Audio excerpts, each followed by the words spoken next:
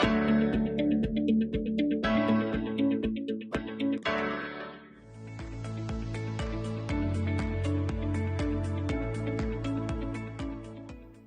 Everyone. आपके मन में अगर किसी काम को करने की या कोई चीज पाने की इच्छा हो, तो जब तक वो चीज या वो जरूरत आपकी पूरी ना हो जाए, तब तक आपका किसी दूसरे काम में मन नहीं लगता। इसको हम कह सकते हैं कि आप किसी दूसरे काम को करने के लिए मोटिवेटेड नहीं हो पाते। इसी को कहते हैं मोटिवेशन, कि जब किसी व्यक्ति की कोई जरूरत पूरी हो जाती है, तब वो बहुत मोटिवेटेड होकर किसी काम को करने के लिए तैयार हो पाता है। आज की वीडियो में हम समझेंगे theory of motivation given by Abraham Maslow. Abraham Maslow ने कहा है कि किसी भी व्यक्ति की जो नीड्स हैं या जो उसका मोटिवेशन लेवल है, वो पिरामिड ऑफ नीड्स पर डिपेंडेंट है। उसने व्यक्ति की जरूरतों को 5 लेवल्स ऑफ नीड्स में कैटेगराइज किया है और उनकी एक हायरार्की मॉडल पेश किया है। उसने माना है कि व्यक्ति की जो नीड्स हैं वो बेसिक लेवल यानी बेसिक नीड्स से लेकर पर्सनल ग्रोथ लेवल नीड तक पहुंचती हैं।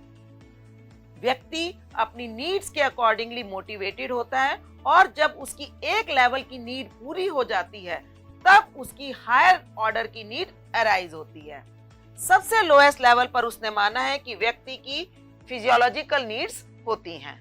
फिजियोलॉजिकल नीड्स मींस ऐसी नीड्स जो उसकी बॉडी को मेंटेन करने के लिए जरूरी हैं।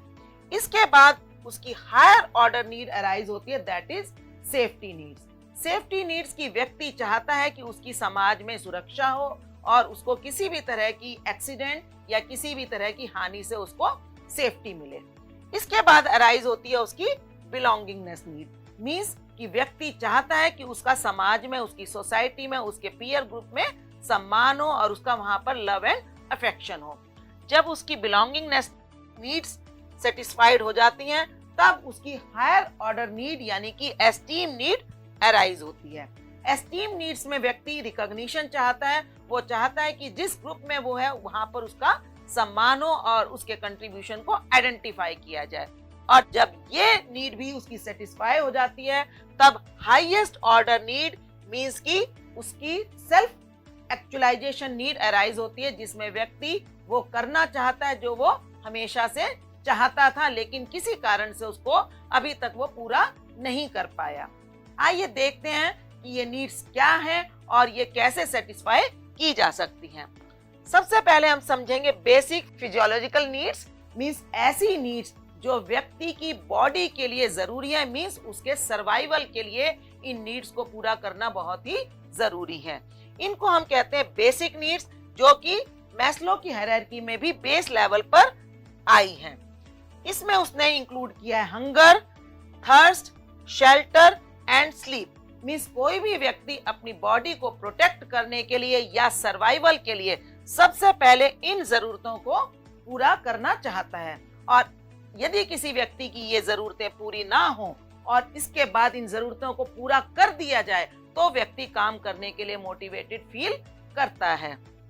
एक ऑर्गेनाइजेशन में अपने एम्प्लॉइज को सेटिस्फाई करने के लिए, उनको मोटिवेट करने के लिए जरूरी है कि उनको बेसिक सैलरीज प्रोवाइड की जाएं, ताकि वो फूड अफोर्ड कर सकें, वाटर एंड हाउसिंग अफोर्ड कर सकें, और साथ ही ऑर्गेनाइजेशन में कंड्यूसिव वर्किंग कंडीशंस हो जो कि उसकी फिजिकल हेल्थ एंड कंफर्ट को पूरा कर सके। एक ऑर्गेनाइजेशन में एम्प्लॉइज की अगर बेसिक नीड्स को भी पूरा ना किया जाए, तो एम्प्लॉइज कभी भी मोटिवेटेड फील नहीं कर सकते। लेकिन जब फिजियोलॉजिकल नीड्स पूरी हो जाती हैं, तब सेकंड लेवल की नीड्स यानी कि सेफ्टी नीड्स अराइज होने लगती हैं। मींस जब व्यक्ति की फिजियोलॉजिकल नीड्स पूरी हो जाएं, तब वह चाहता है कि उसको सेफ्टी एंड सिक्योरिटी मिले। Means he has the desire for stability in his employment, predictability and protection from the physical and emotional harm. Means कि व्यक्ति चाहता है कि उसका काम करने का सेफ एनवायरनमेंट हो, साथ में उसको सोशल सिक्योरिटी के भी कुछ ना कुछ प्रोग्राम्स दिए जाएं।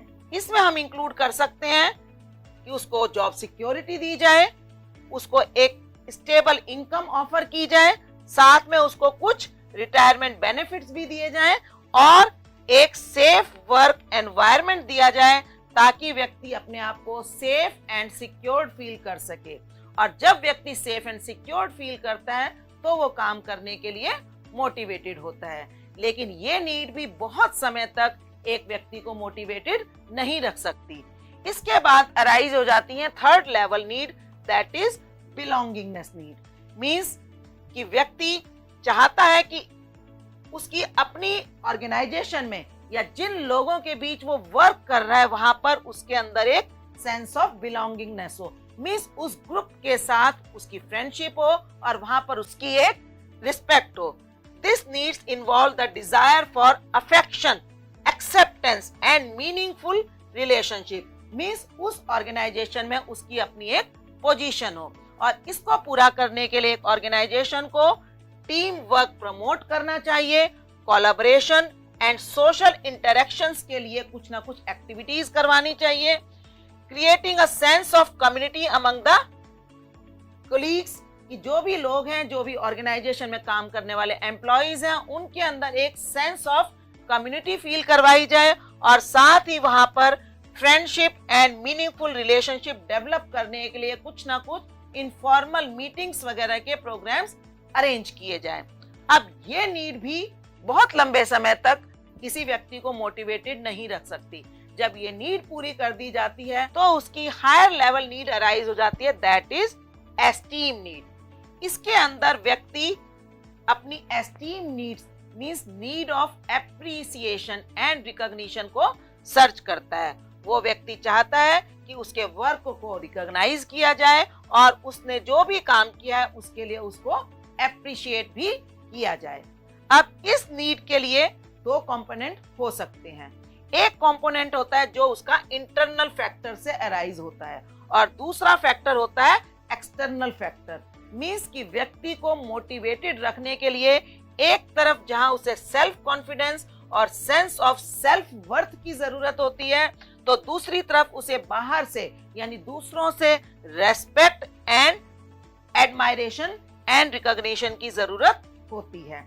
अब ऐसे में व्यक्ति को मोटिवेट करने के लिए ऑर्गेनाइजेशन कर सकती है उनके लिए कुछ अपॉर्चुनिटीज का अरेंजमेंट ताकि उनकी स्किल डेवलप हो, साथ ही उसकी अचीवमेंट्स एंड कंट्रीब्यूशंस को एक्नॉलेज किया जाए पब्लिकली, साथ ही उनको कुछ promotions and career advancement opportunities दी जाएं और उनकी एम्प्लॉइज की सेल्फ एस्टीम एंड कॉन्फिडेंस को बूस्ट अप करने के लिए डिफरेंट टाइप्स की कंटेस्ट या कोई भी प्रोग्राम्स अरेंज किए जाएं।